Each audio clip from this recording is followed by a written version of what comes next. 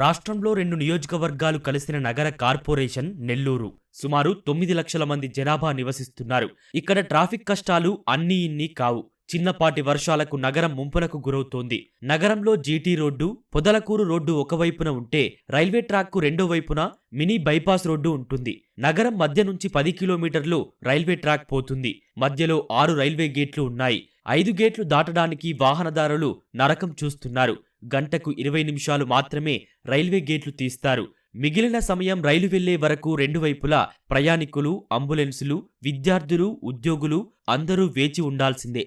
ఒక్కో గేటు వద్ద గంటకు 1000 మందికి పైగా నిలబడిపోతుంటారు.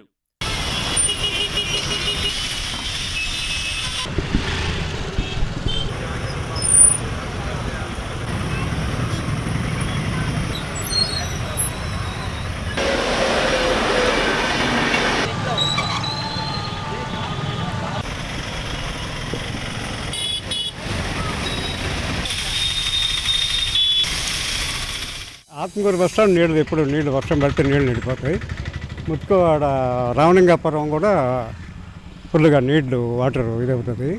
ఇంకా విజయమాల గేటు, కొండాయిపాలెం గేటు రెండు అందుబాటులో ఉంటాయి. బీవీ నగర్ ఒకటి.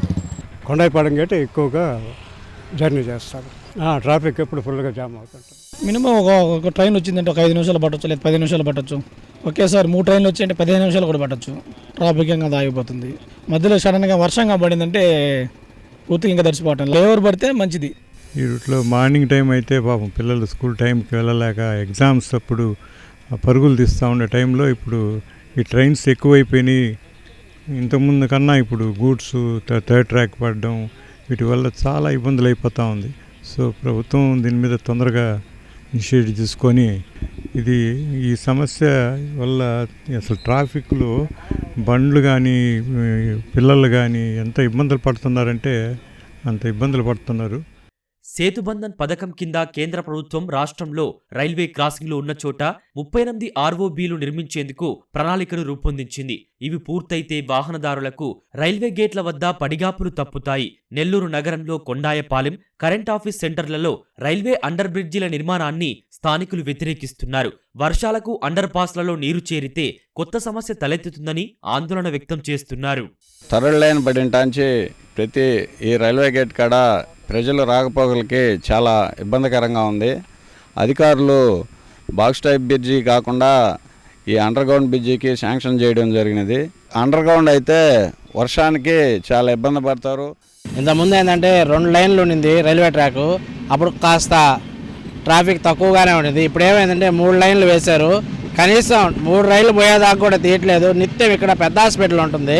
ఏదైనా ఎమర్జెన్సీ అయినా కూడా అంబులెన్స్ కూడా దాదాపు గంట సేపు ఇక్కడే వేచి ఉండాల్సింది వస్తుంది. ట్రాఫిక్ చాలా జామ్ అయిపోతుంది. దాదాపు అరగంట పడుతుంది. ఈ ట్రాఫిక్ ఇలా లోపల మళ్ళీ కూడా ఇంకోసారి గేటు కూడా వేసే పరిస్థితి కూడా ఉంది. ఒక ట్రైన్లు జాచ్ అయిపోయాయి కాబట్టి ఇబ్బందులు పడుతున్నాం సార్. చాలా చాలా ఇబ్బంది. పిల్లలు స్కూల్ టయానికి కూడా వెళ్ళలేకపోతున్నాం సార్. రోజు చిత్రహింస పడుతున్నారు జనాలు.